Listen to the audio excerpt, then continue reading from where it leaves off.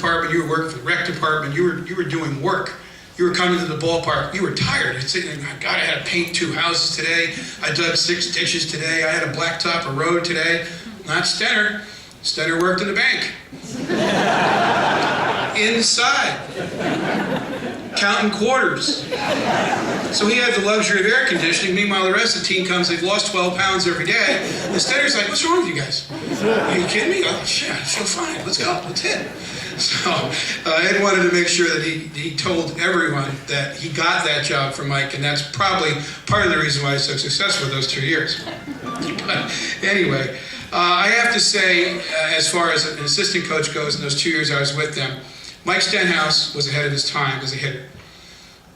When most guys in those days were just loving that aluminum bat and trying to tee off and hit the ball as far as they could, hit it on the firehouse, hit it into the woods at Chatham.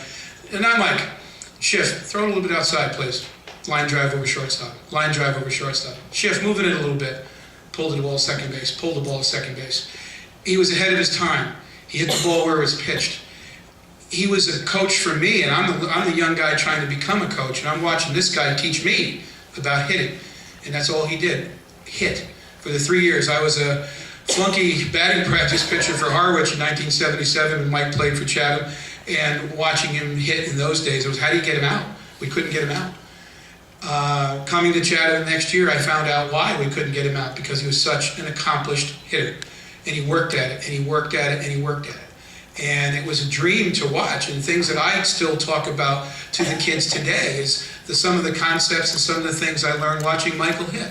It was just the way he approached the game that way. It was just something else to watch. And I really think that that's why he is here today, is for that particular reason.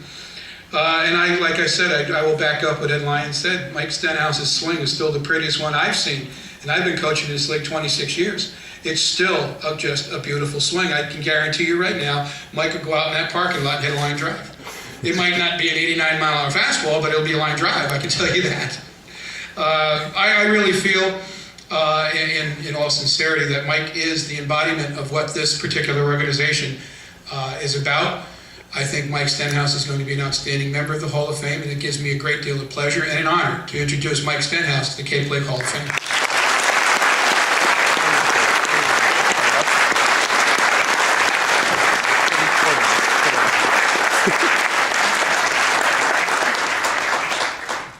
Struggling here with my glasses. Okay. One sweep.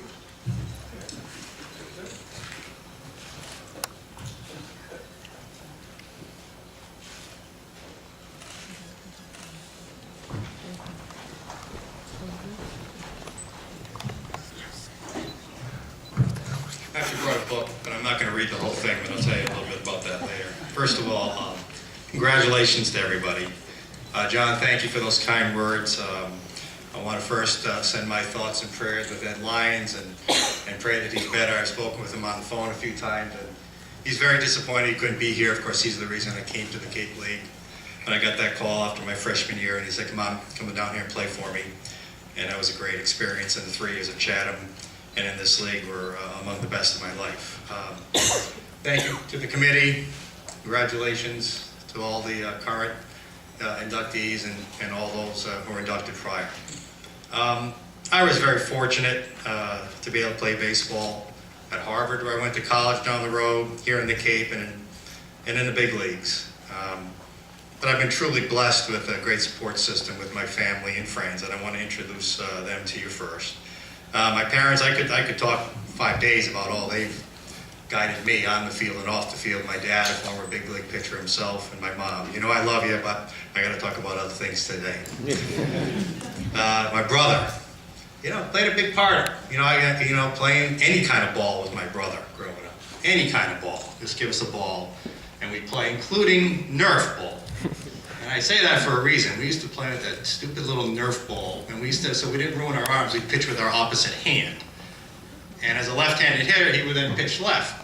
And I swear that I could hit lefty pitchers because of the Nerf baseball that we used to play endlessly back then. So thank you, Davey. Davey, hell of a player himself, Holy Cross All-American, played in this league, Team USA member himself.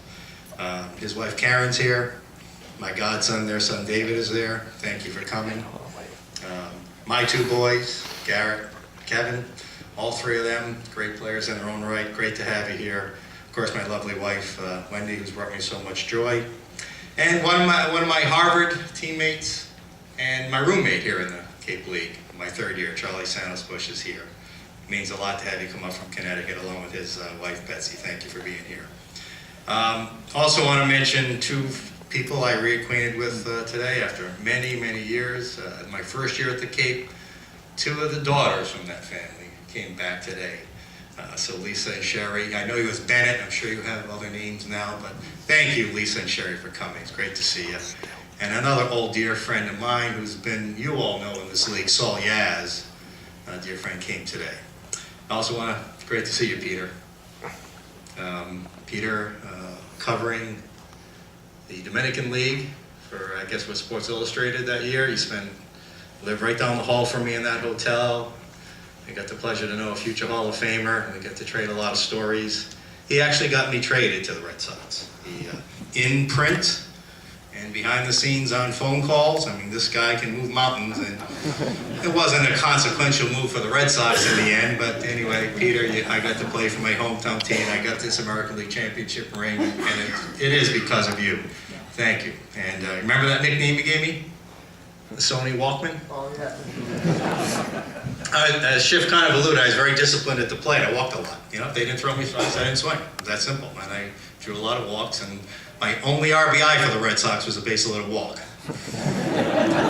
So he gave me the name Sony Walkman. Baseball, what a game. We're here to celebrate and all the accomplishments of so many great people, both on and off the field. And Jim Bouton had a great quote I like.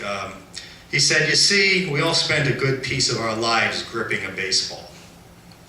And in the end, as it turns out, it was the other way around all along. This game grips us," as Peter wrote about that Carlton Fisk home runs and so many other memories. It's just a great game, and I'm so happy to be part of it in all the levels I've played, and especially here today. And to read that book, The Last Best League, I just happened to get it as a 50th birthday gift in May.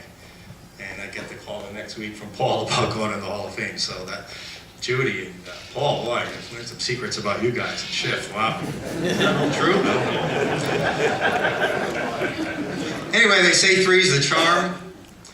You know, I've been inducted into the Harvard Hall of Fame and the City Cranston Hall of Fame, but, you know, there's not too many guys from Harvard or Cranston who go on to the big leagues. But there are hundreds and hundreds of guys from this league who have gone out to the big leagues, and I didn't have much of a big league career. I got there, yeah, but it wasn't much of a career. And to be mentioned with the Matt Mertens and Ben Sheets and the Jeff Inneses, and then all the other players from this league, and even just those from Chatham. I was looking through the list, it's unbelievable. Thurman Munson, Steve Stone, Walt Terrell, Glenn Davis, Jeff Bagwell, Mike Lowell, Jason Bay, Brian Roberts, and Chris Ionetta, who my brother helped groom at his baseball school in Rhode Island. All played for just Chatham alone, and I'm sure I'm missing many. And even you look at Ben Sheets, started an all-star game this year, won a gold medal for the Olympics, but he's not the only guy in this room to start a Major League All-Star game. Okay. Did you know that? Peter, you know. My dad, the first rookie pitcher ever to start a Major League All-Star game in 1962 for the Senators, so I'm very proud of him for that. And I wish Ben was here so we could get a picture of the two together.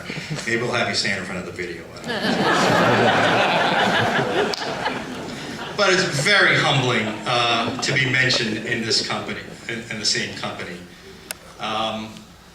Now, we've mentioned it a few times, but it's not the Chatham A's anymore. It's the Chatham Anglers. Takes some getting used to, but that reminds me of a great story about Peter Gammons. Peter, I think it was early when you were first writing for the Globe.